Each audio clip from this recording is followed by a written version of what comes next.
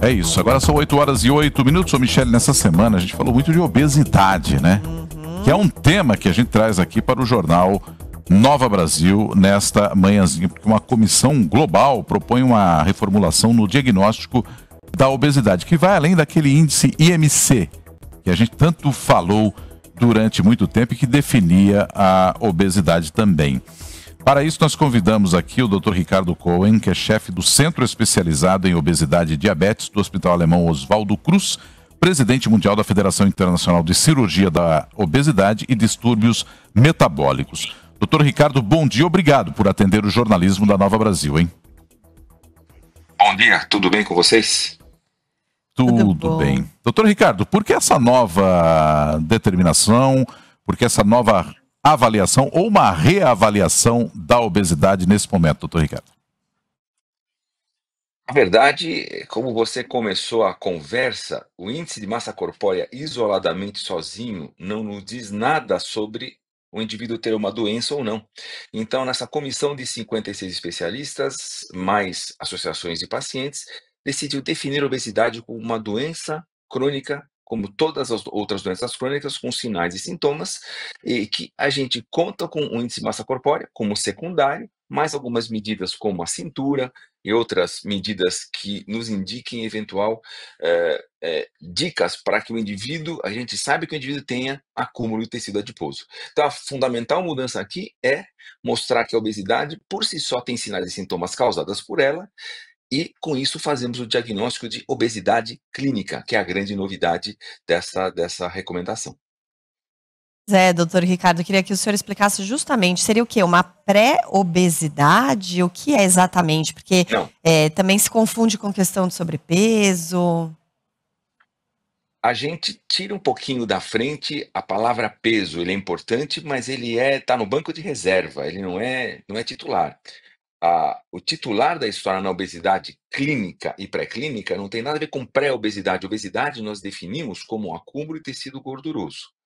A partir desse diagnóstico do acúmulo de tecido gorduroso, a gente vai ter as duas situações. A obesidade clínica, que é aquela que tem uma doença no presente momento. Então, o indivíduo são 18 sinais e sintomas que nós listamos, e o indivíduo tem um desses sinais e sintomas no presente momento. E a obesidade pré-clínica, nós não chamamos de pré-obesidade, porque não existe antes de ter o acúmulo de tecido gorduroso. A gente chamou de obesidade pré-clínica, aquele que a gente sabe que tem um acúmulo de tecido gorduroso, mas ainda no presente momento não tem os órgãos, os sistemas comprometidos. Só o dia a dia não é comprometido. Portanto, a obesidade clínica tem sinais e sintomas característicos dela, deve ser tratada. A obesidade pré-clínica não tem esses sinais e sintomas, porém tem esse fator de risco do acúmulo da gordura. Esses indivíduos têm que ser acompanhados, eventualmente tratados, mas com isso nós priorizamos aqueles com obesidade clínica, que têm os sinais e sintomas agora, a serem tratados prioritariamente e individualmente, cada um com o seu melhor tratamento.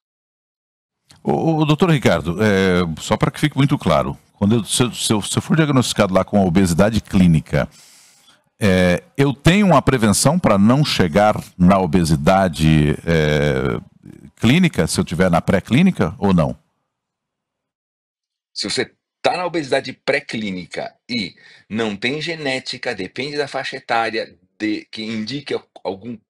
Tem que ser avaliado individualmente, lógico. Então, a resposta geral é possível evitar a evolução para a obesidade clínica, mas às vezes, pela agressividade da evolução da doença, nós não conseguimos. Aí tratamos o indivíduo que passou da pré-clínica para a clínica. Mas sim, existem formas e estratégias de prevenção da progressão da obesidade que deve ser aplicada nessa população de obesidade pré-clínica. Mas, lógico, depende da avaliação de um profissional de saúde especializado. A gente conversa com o Dr. Ricardo Cohen, que, se eu não me engano, o senhor é um desses 56 especialistas que nos últimos anos se reuniram para definir esses novos parâmetros de obesidade, não é isso, Dr. Cohen? E gostaria também de emendar aqui só uma outra questão. O senhor citou 18 fatores que compõem esse diagnóstico de obesidade clínica, que vai muito além só do IMC. Para a pessoa ser diagnosticada com obesidade clínica, se ela tiver um desses 18 fatores, já é suficiente? Queria que o senhor citasse alguns desses fatores. Sim, se a pessoa tiver um dos sinais e sintomas, falta de ar, dor articular por osteoartrose, apneia do sono, acúmulo exagerado de gordura no fígado medido por alguns exames. Sim, um desses sinais ou sintomas que reflitam alteração dos órgãos e sistemas ou modificações importantes negativas sobre as atividades diárias, esse indivíduo tem obesidade clínica. Tá, e o senhor foi um dos 56 especialistas, certo? Foi um dos 56 especialistas que passamos quase 4 anos na discussão de quais são os fatores, qual a melhor nomenclatura, obesidade clínica, pré-clínica. Foi um trabalho longo, mas é muito recompensador, porque nós vamos começar a mudar a forma que a obesidade é vista no mundo. E aí, para fechar da minha parte rapidamente, o senhor acredita que essa mudança ela vai ajudar também a derrubar preconceitos em relação a pessoas que enfrentam a obesidade? Obrigado por essa pergunta, porque é fundamental a gente não fazer o diagnóstico de obesidade pelo tamanho do indivíduo. Porque se a gente pensar num atleta, um boxeador, como o Mike Tyson, por exemplo, na sua fase áurea, tinha um índice de massa corpórea de 36, que na definição anterior era considerado obesidade.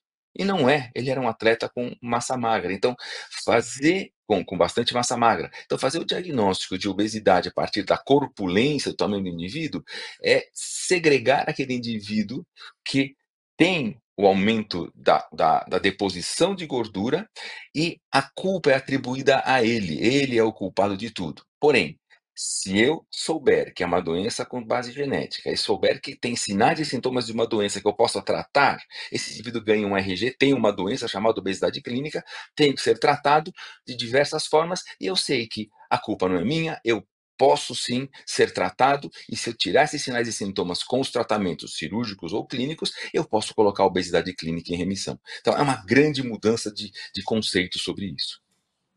Pois é, e falando nisso, só para eu fechar também da minha parte, doutor Ricardo, como é que vai ser essa mudança para os senhores que lidam com essa questão, com os variados pacientes diariamente?